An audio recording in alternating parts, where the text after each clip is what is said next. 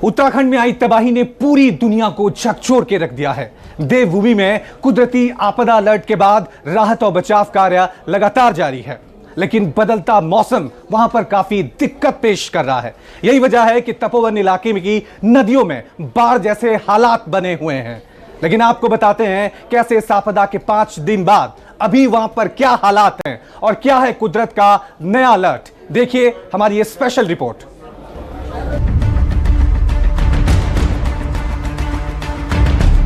देवभूमि उत्तराखंड में आपदा के बाद रेस्क्यू और तबाह हुई व्यवस्था को दुरुस्त करने का काम लगातार जारी है, लेकिन कुदरत अभी भी रह रहकर इंसान को खतरे का सिग्नल भेज रही है।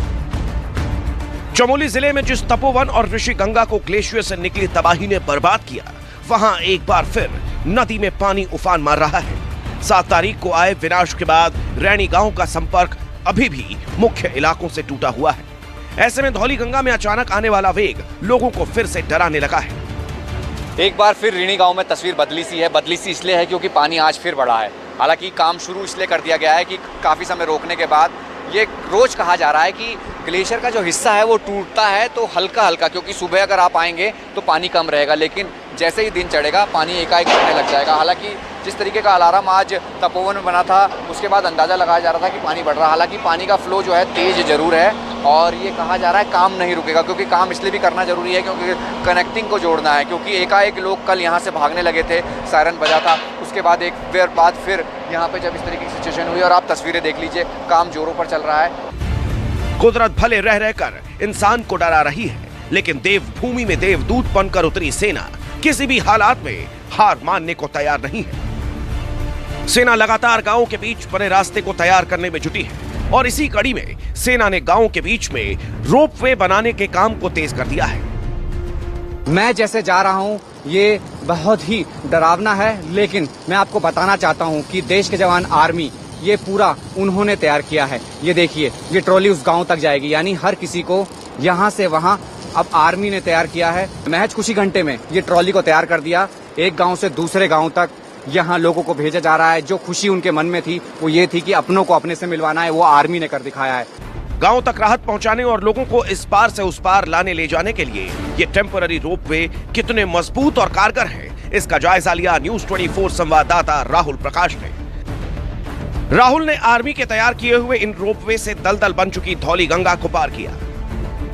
कितना मुश्किल भी काम हो, अगर उसे आसान बनाना हो तो देश के जवान यानी आर्मी की बात होती है। मैं एक तस्वीर पहले आपको दिखाऊं। ये तस्वीर आप देखिए, ये एक ट्रॉली बनाई गई है, महज कुछ ही घंटों में तैयार करके बना दी गई है। और आप मानेंगे कि यहाँ सैलाब आया था, कई जिंदगियां तबाह कर गई, बैराज चला गया, टनल पे काम चल रहा है और आप 110 मीटर का ये फासला है। यहाँ लोग सोच रहे हैं कि नीचे दलदल है, दलदल वाकई में दलदल है, लेकिन आर्मी ने क्या करा, 418 इंजीनियर्स जो टास्क फोर्स इनका है, ये इसी नदी के रास्ते पैदल गए हैं। जब हम लोग को पता चला कि यहाँ पे गांव वाले जो करीबन 6-7 दिन से जो फंसे हुए हैं वो अपने परिवार से दूर हैं, साथ ही साथ फिर हमने उसका सलूशन ये निकाला कि तुरंत हमने ये एक रोपवे तैयार किया कल, और कल से हमने अभी तक यहाँ से करीबन 100 से ज्यादा गाँव वालों को इस पार से उस पार और उस पार से इस पार किया है। तपोवन और धौली गंगा को तबाह करने वाले ग्लेशियर पर वैज्ञानिक लगातार जानकारी जुटा रहे हैं, लेकिन आपदा के 5 दिन बीत जाने के बाद भी सबसे बड़ा चैलेंज वहां मौजूद ग्रामीणों को सुरक्षित निकालना है और देश की सेना मिशन उत्तराखंड को बखूबी अंजाम दे रही है। जिस तरीके की तस्वीर है, बेहद कह सकते हैं कि एक उम्मीद वाली जो तस्वीरें हैं, क्योंकि यहाँ जो उस पार गांव में नहीं जा पा रहे थे या जो उस पार से इस पार नहीं आ रहे थे, वो आर्मी ने कर दिखाया है। ये एक खूबसूरत तस्वीर, हालांकि उम्मीद अभी भी है, रेस्क्यू भी चल रहा है और ये एक तस्वीर यहाँ से भी है। कैमरा पर्सन साहिल के साथ राहुल प्रकाश, न्यूज़ 24 तपोवन उत्तराखंड। नमस्कार, मैं हूं मानक गुप्ता।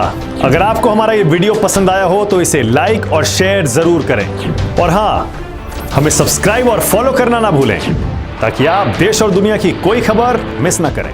तो जुड़े रहिए हमारे साथ और देखते रहिए न्यूज़ 24।